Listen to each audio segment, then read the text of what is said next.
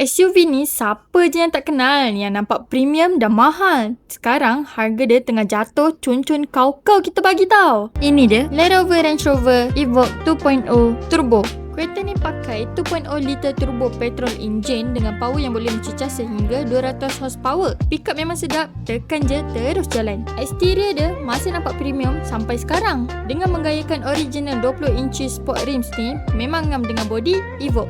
Jom kita tengok pula dekat bahagian dalam dia. Sound system kereta ni pula pakai Meridian Premium Sound System. Leather wrap and multifunction steering dan disertakan juga dengan pedal shift. Kereta ni atas dia ada moonroof, boleh buka dan tutup. Touchscreen monitor dan disertakan juga dengan reverse camera. Two-tone red and black Nappa leather seat dan disertakan juga dengan lumbar support seat, power adjusted seat dan memory seat. Kalau korang berminat dengan kereta ni, nak tahu dengan lagi detail macam biasa, korang boleh datang dekat showroom kita, jumpa dengan saya ataupun jumpa dengan salesman kita untuk dapatkan special price. Jangan lupa follow, like, comment and share semua video kita. Kita jumpa next video. Polby Auto World, always the best choice. Bye bye. Assalamualaikum.